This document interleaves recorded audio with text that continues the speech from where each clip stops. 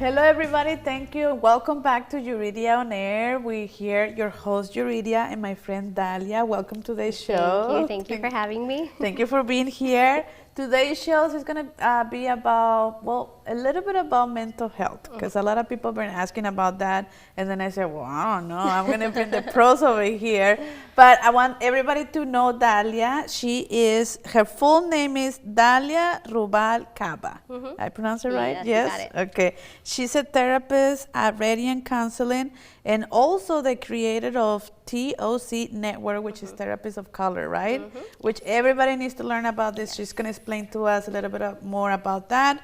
And we're going to share the website and all the contact information where everybody can hear, because I hear a lot of people that they want a therapist, but they want a therapist of color so they can identify themselves. And if they're bilingual, it's a plus. We don't have to bring an interpreter for that. It's not the same when you bring an interpreter. So tell us a little bit about yourself and about the network. Everybody wants to hear that. Yes, of course. So my name is Dalia, as you know. I've been practicing for 7 years now. I graduated with my master's from UNO, and I have my private practice in the community. I've opened it. It's been a little over a year now that I opened it. Congrats. Thank you. And so there I mostly focus on women's mental health, helping with depression, anxiety, self-esteem. And then I recently created TOC Network, Therapists of Color Network, which is something I kind of wanted to do for the community because it's hard sometimes to be able to find a therapist bilingual. And sometimes I know a lot of people are just looking for a therapist that they can relate to because they feel that, you have shared experiences possibly, and then you understand my culture, you understand my family values, and so that kind of helps too with the process of therapy and feeling understood, and also sometimes just the rapport that you can build with a therapist. So with this directory, I wanted it to be a place where people can just go to the website and look at different profiles and be able to find a therapist that they would feel comfortable, a therapist that looks like them, speaks their language. So that's amazing. It's starting. So when you go to the website, you see their profile and their interests. Because you kind of have, I mean, selecting a therapist is something personal, right? I mean, to have success in therapy. Because I have clients that they have said, well, I don't like my therapist. But they're there because that's all they have. And I think it's important to have that connection with your therapist, right? Yes. So thank you for creating that network, because I work with a lot of lawyers, and we always have to send them, especially for family law cases and immigration cases, we have to send it. And sometimes we have very good therapists that they don't speak Spanish, and we just send an interpreter.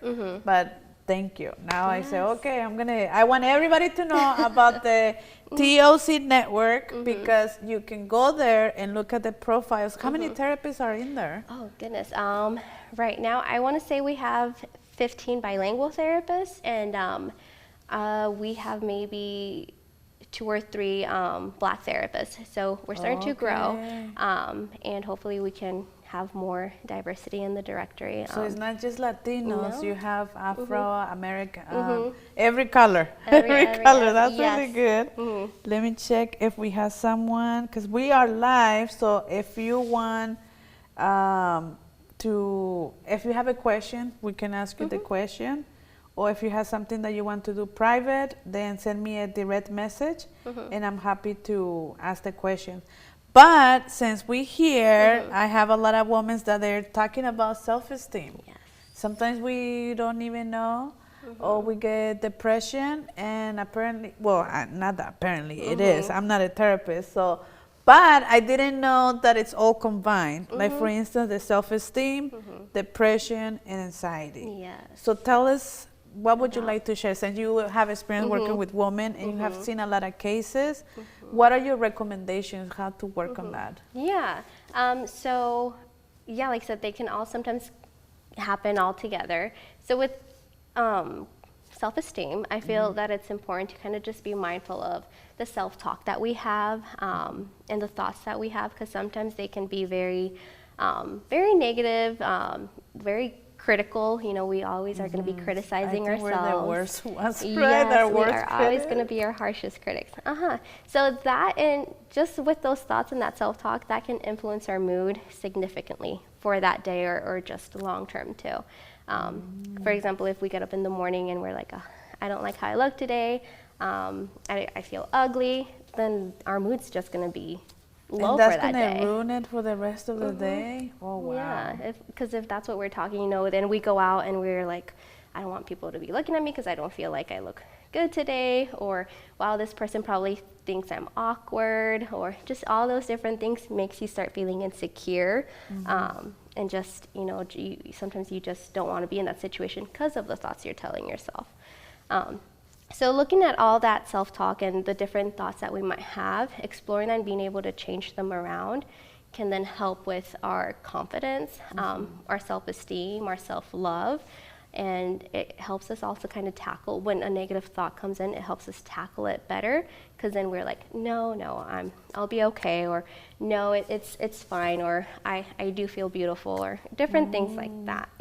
You know? Yeah, 'cause I was gonna ask you, like, what would be an example? Like, for instance, if I get up in the morning and I say, "Oh, I'm not wearing my makeup today," I'm already self-talk, like negative talking to myself. Should I say, "Okay, you're gonna be fine. You know, organic is better," or something? Yeah. So we have to practice that. Exactly. If we don't do it, then it's gonna be, the whole day is gonna be ruined. Is that what you're saying? Like, we're just going to be so self-conscious, you know, Okay. if we're already having those thoughts. And a lot of people practice affirmations, where it's telling you those positive statements of, I'm beautiful, I'm intelligent, I'm worthy, I'm all these good things.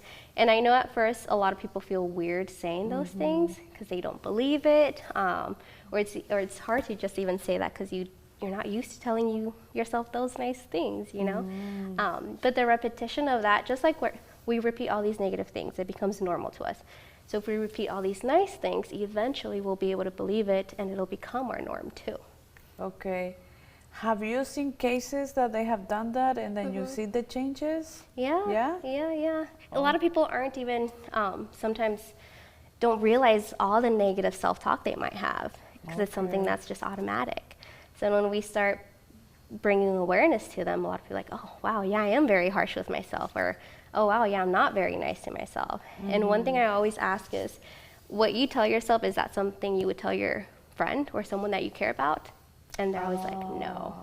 Like, well, then why are you telling it to yourself?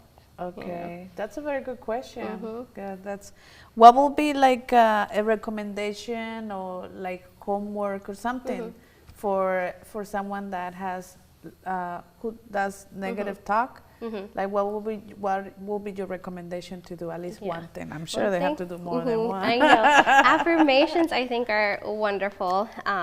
So earlier we talked about sticky notes. So having sticky notes on your mirror, on your door. I've also had people do like a wallpaper with different positive statements, so it's just there when you turn on your phone. So it's something that's just as a reminder of all these positive things. And again, even if you don't believe them, it could be just a positive statement that you would like to be. That's a very good, you can write it down. We're going to start writing down all these notes.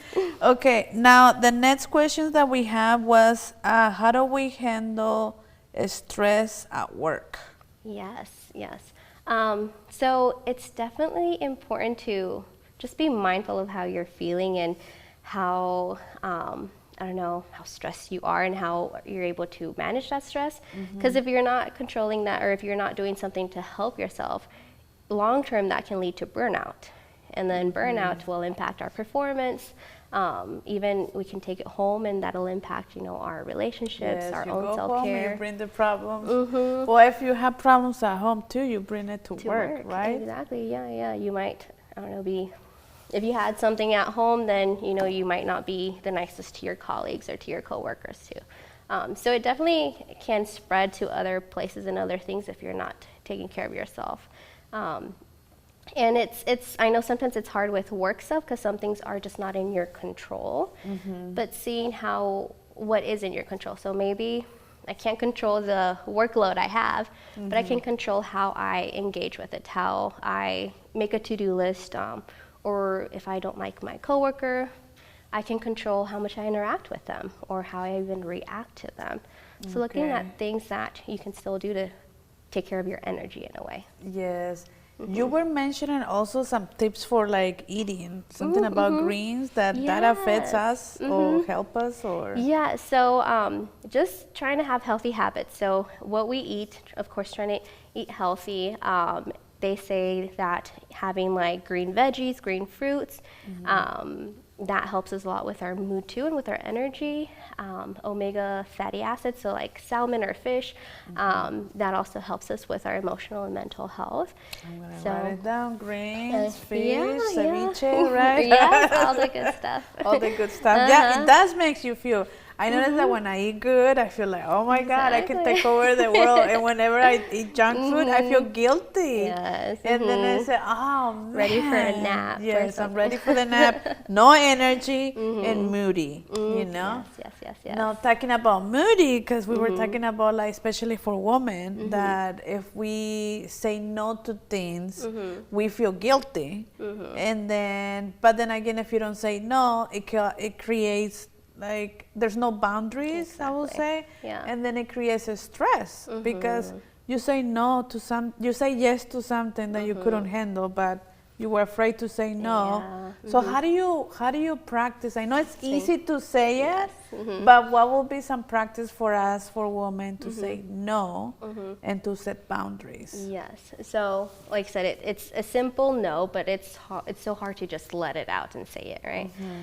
And sometimes it's just getting comfortable with saying no.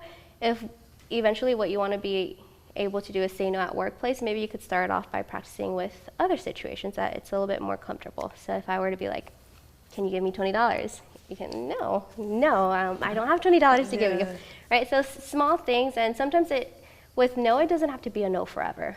So you could be like, no, I can't today, but how about tomorrow? Or no. When I win the lottery, I'll give you one. Right? Yeah. I can't today, but let me win the lottery. When we win the lottery, and then I'll give you $10. Exactly. So just little smaller things that don't feel so much pressure in saying no, just so you're comfortable with saying it. Why do you think we feel guilty saying no? Sometimes I think it's just maybe the different relationships we have or the role we take in relationships of wanting to just help, being a helper. And sometimes that, like I said, those lack of boundaries make us just stretch ourselves too thin, which then of course causes stress. I know for a lot of Latinos and Latinas, we say, oh yes, I'm gonna go to this event, and then we don't go. And like, why we're saying, you know, like sometimes I feel it's culture. It's just better to say, oh man, I really would love to go, but I can't go. Exactly. You know, maybe next year or something. And I remember growing up with my family, they'll say yes to everything. And that, you know, passes to us. And then when you say no, because I'm comfortable saying no, they will look at me like, oh my God, presumida, like who do you think you are? But it's not, I noticed that I have met a lot of women that they say, no, I can't say no. I can't say no because they're afraid. So do you recommend like therapy for that or like, or what do you think? For sure. I think therapy is a great tool to utilize for that, where you can kind of process with someone of like what makes it hard to say no. And if you do process it with a therapist of how did that go? How did that feel? What can we do next time? Just empowering to the client, I think, can help them be able to get to a point where they feel comfortable. Because when you say no, it's, like I said, it's for yourself. You're putting yourself first, and that's okay. But a lot of people think that you're being selfish. And so just being able to distinguish that it's not you being selfish, you're just taking care of yourself. Like I always tell some clients is, you can't pour from an empty cup. So you have to be mindful to also recharge yourself and give yourself the time to be able then to continue giving or and participating in other things. I noticed that you mentioned something, that the feeling of helping. Where does that come from? Or like, because if you constantly doing that and you don't set boundaries, right? Or you're not going to take care of yourself. Like you saying, and I see a lot of women, we do that. We, as a mothers, you know, as sisters, so well, how can I say no to my sister? And she needs something, it's my sister. Yes. And if I say no, oh my God, like the whole family's not gonna know or something, you know, stuff like that. How do you start, what would be like some steps? Because you mentioned therapy is one, right? I don't know, maybe like reading or something. What do you think? Yeah. You're the expert. You let us know. So, yeah, I think there's a lot of reasons why sometimes it becomes hard. Like, so it could be how we grew up, just the role we had as a child, maybe some people-pleasing tendencies we might have developed, always wanting to keep the peace, so therefore we're always wanting to be involved and help and can't say no. So there's different things that might influence it, but for you to kind of start practicing, yes, of course, therapy, and then, like I said, practicing it with small things that you feel comfortable. But otherwise, there's things you can do where I think it's just a lot of reflection of boundaries. So being able to know how to set boundaries, and maybe it doesn't necessarily have to be no, but setting boundaries of, like you said, you know, I can't hang out tomorrow, but what if we have lunch on Friday? So you're still taking care of that energy that you have for tomorrow, you know? And so being mindful of boundaries, what I kind of like about boundaries is a lot of people think they're bad or they place a wall up, you know? But I feel boundaries are more of like a bridge. It allows us to maintain our relationship, and it allows us to express our expectations and maintain respect. Because if we don't communicate boundaries, there starts being maybe some remorse. I start feeling angry about some things you do that I might not communicate, but then that tension builds up, and then possibly that bridge will break down because we didn't set it or enforce it with boundaries, you know? So boundaries are a lot of boundaries. Important. Yeah, there will be another show about boundaries because we don't even know. We don't even know how that they're healthy for you. Exactly. I mean, the only thing I can think is kind of like, if you're a teacher, you have to set boundaries, right? If you are a mom, or if you're, you know, at work, you have to. And I remember one time they said, well, about the rules, and I said, the rules are for us to protect ourselves from ourselves. Yes, right? yes. That's how I see boundaries, but yes, we definitely, it's easier to say it than do it. Oh, yes. So definitely. that's why I invited you, because what we want to do is get more women, and if you, because I know a lot of them are at home and they don't have friends, they're new here, and they don't know where to reach. Yes. So definitely, if you have events or classes, you will post it on social media, or? Yes. I'm hoping to do a little bit more, like small events, like mental health discussions, hopefully this summer, and having a support group for women too. So that's something I'm planning. Hopefully I can offer that later on. Because sometimes we just need a space, like you said, to kind of be able to talk it out, process things, and even meet other people who might be struggling with similar things or feeling the same way, because then we don't feel alone in what we're feeling. That's what I was gonna tell you, that when we started the Entre Amigas, it's more like a support group. Yes, because you feel alone, and it's not good to feel alone. I don't think we were created to be alone, you know, but we don't know where to reach. Exactly. So anytime you have an event, feel free to call us, and we're happy to go do Facebook Live. Yes, because not everybody can go everywhere, right? And but we want to make sure that everybody that is listening to this show knows that there is help. You're not alone, and then they can reach out to, and I'm sure that if they reach out to you, you can talk to them about what programs do you guys have, like the prices, or I don't know, insurance, or you know, something, or you can direct them, right? Exactly. Yes. For Radiant Counseling, if they go to my website, which is radiantcounselingservices.com, they can read a little bit more about my services and costs of services.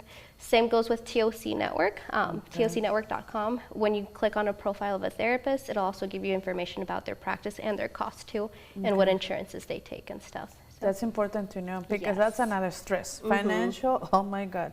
That brings financial money. Money Yes. stress a lot of people. Yes, it does, So that's very important. Well, I don't know if you have any, I don't see any comments over here, but if you, I want to say hello to Abraham, que siempre nos está viendo. Abraham is always watching us. And he said, me gusta cuando hablan inglés. I like when they speak English. Gracias, thank you.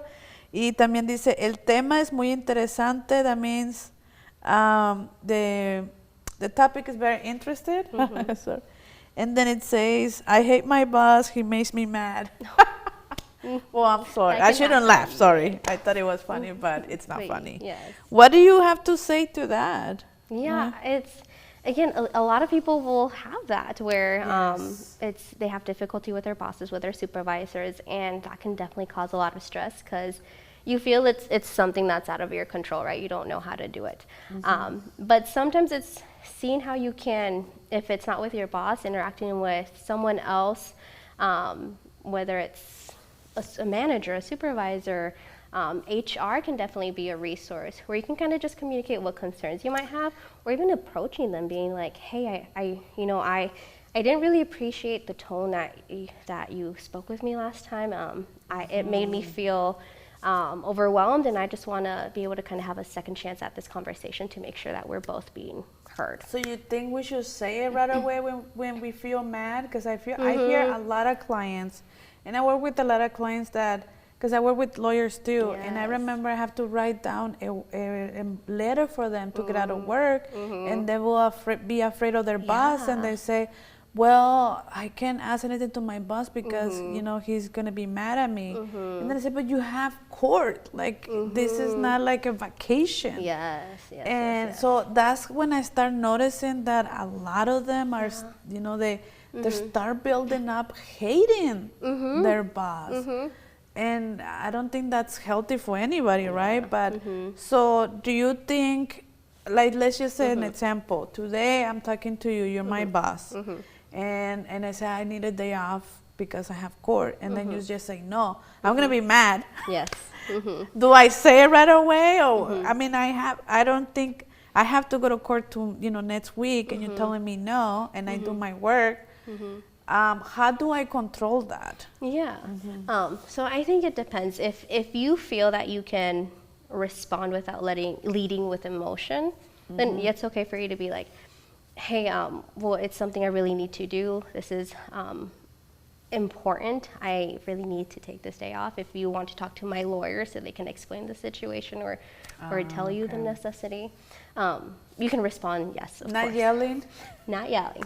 How do I control my yelling? Do I count to 10 or something, or what? Yeah, so if you feel that you are going to be reactive, I would say definitely step out, see how you can help yourself with whatever emotion you're feeling, definitely doing some breathing, because what's happening is when you're getting angry, that stress is building up and everything's just escalating. Breathing, taking deep breaths, will help kind of de-escalate that and slow down everything in your body. Deep breath. And I feel like... Yeah, I know. It's like, let's try this again. Let's try this again. I know. I'm going to tell that to my client. Like, take a deep breath, count to 10, and tell him... I don't know what to tell like what do I say? I know. It's so difficult. Yeah. Because they're in position of power. Exactly. So you feel that if you talk back to them, then they're going to fire you and you can't afford to lose your job because you have bills to pay. So it's a very tough position. We're definitely going to have therapy to figure out how to talk to how to handle. I think it's more about us, right? Because there's always you can't control that. If it's not your boss, it's going to be, I don't know, your teacher, or it's going to be your I don't know, colleague or coworker for sure. Coworker. So well, for now, take a deep breath and count to 10. And definitely communicate. Use support if you don't feel supported by your boss. Finding someone else in your workplace that you do feel support from. Oh, okay. Well, thank you very much for that. Last comment. Dice Abraham Gomez, I was in Lingua Academy. That's why I started to follow you. Oh yes, Lingua Academy is one of our sponsors. We own Lingua Oh, Academy, yes. and so we have classes. We used to have, but we don't have that that much. A conversational club. So it was for people who wants to learn Spanish, and then for people who wants to learn English. So Abraham was one of our students. I wonder where you're listening to us. I think being bilingual is beautiful because you can do both. Yes. But it can be anyone. Okay. Well, thank you. We ran out of time, and we're gonna post the information about your office and network and everything. And I don't know if you want any message that if you want to announce or. For sure, reach out to either to my practice if you're looking for any services. I will have a practicum graduate student, so an intern for the summer. So that'll just open up a little bit more availability for someone who is wanting resources, especially at a low cost session too. So that's a huge help. And definitely check out our therapist directory. Hopefully that can keep growing and just be a resource for our community. It will grow because now we're all going to share it. Yes. And thank you for doing this, and we'll see you soon. Yes, we'll see of you course. soon. Thank you so much. Thank you. Bye-bye.